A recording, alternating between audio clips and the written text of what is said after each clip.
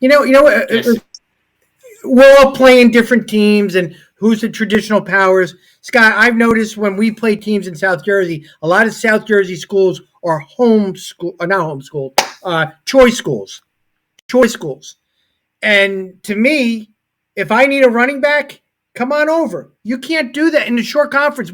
I think it's only Central that's a choice school, but the Delcies and all the guys down there, they were all, getting guys from Vineland, getting these guys, and it's not fair. It's not fair because kind of become a new. That's become a new thing because Rumson has been a choice school as well. Yeah. In basketball, especially, they've had players, girls basketball from out of their sending district and things like that. Point Beach had that run. Yeah, so it can happen where and that's become the new schism among public schools. Because one public school will say, well, it's not fair that we're playing this public school, but they're allowed to get kids from outside their district. But what's in the works? You got some Catholic schools saying we don't want to play those other Catholic schools because they're recruiting more kids than we are, and that's not fair. And then you got public schools. So basically, everyone's complaining about everybody they're supposed to play because if you don't win, then it's got to be some sort of excuse why it didn't happen. In Virginia, it's like get over.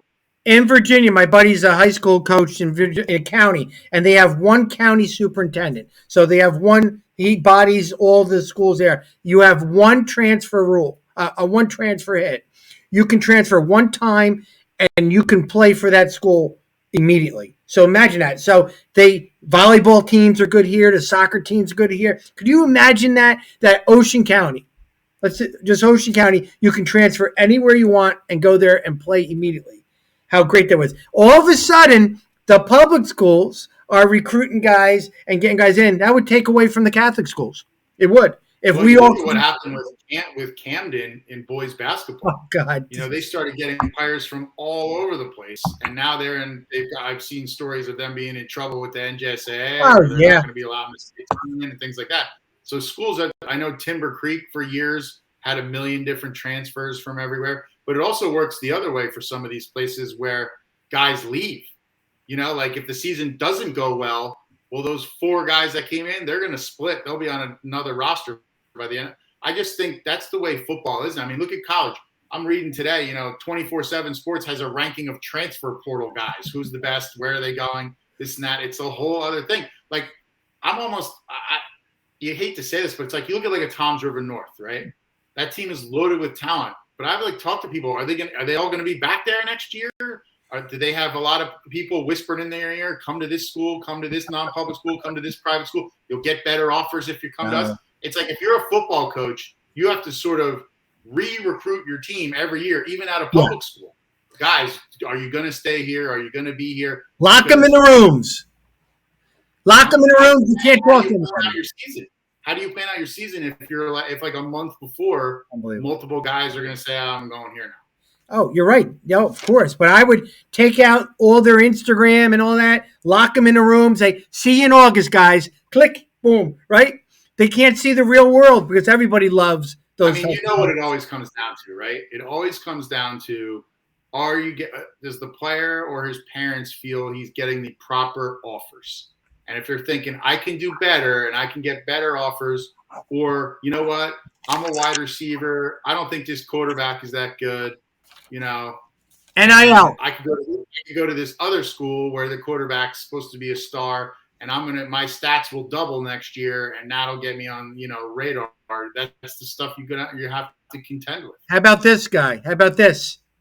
NIL starts hitting high schools. Now it's going on. NILs, discounts and all that. Kids are getting $50 in their pocket, just sitting there and using their likeness and all that. What's going to happen if you get some rich business that says, hey, let's just have some fun. I was a good high school player back in the day. I'm going to give NILs out if they come to your school.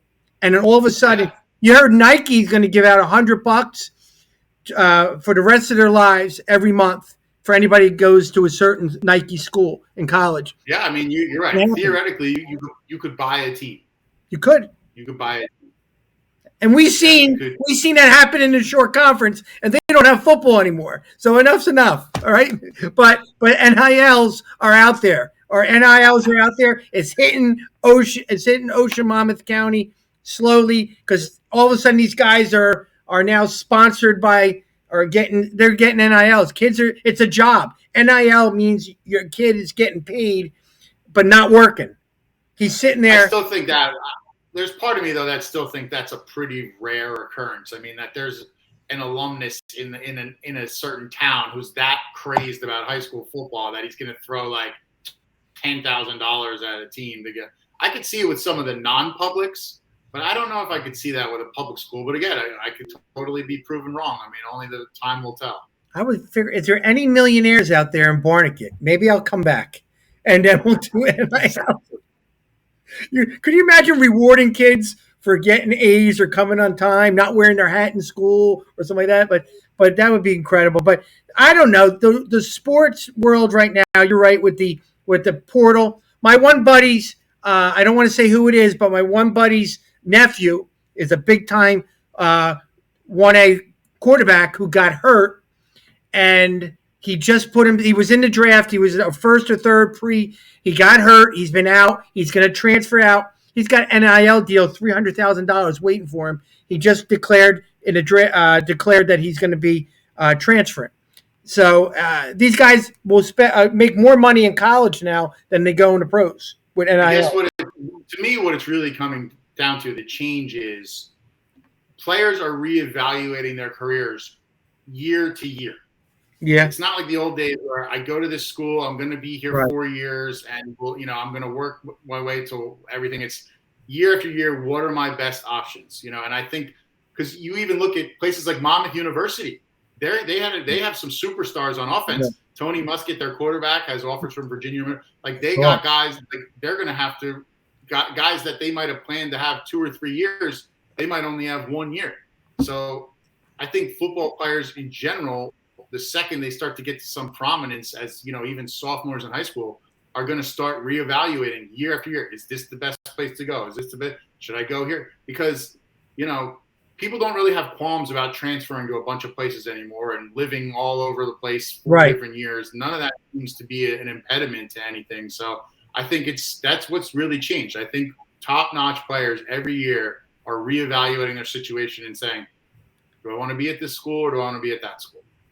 Kids are going to start committing to schools. Go, if I don't like it, I'll just go into portal next month. Like, it's nuts. Guys are leaving Notre Dame and Harvard and guys threw for 4,000 yards, 1,200 receiving yards, and they're transferring. I mean, what's the red flag? We're looking at it. Why are they leaving? What's going on? But everybody likes to be reloved, right? Right. If a coach in college barked at a kid, he has to make sure that he's good with him after he leaves the field. Are we good? You're not are you going into portal? Well, I think in some of the elite high schools too, especially in New Jersey, the non-publics particularly, but other ones too, they're also evaluating who graduates and who moves on. Yeah, I had a 1,000-yard season, but the quarterback who was throwing me the ball, he graduated, and the kid behind him, we don't think is that good. So I'm not staying. I'm going over to this other place where they got to start quarterback. So that kind of stuff, I would assume, comes into play as well. Clemson's quarterback gets benched in the ACC game. The next day goes in a portal. Like, come on, this is nuts. It's nuts. But you're right. It's out of control. Football is, but I think that mentality is going to trickle down a little, where high school players are just, like I said, they're going to evaluate their best options every season. And, we heard of guys that this year they lost out in a preseason quarterback competition. They transferred to another school right after that. Yeah. Shore conference guys. Yeah. So that to me is, I think you'll see that happen. Well, we have 2 kids. Both of them are promising. One gets to be named the starter while the other one's out of here. So I think that's just part of that constant shuffling is just going to be par for the course now. We could talk for hours about this, and that will be another time. I'll talk and all.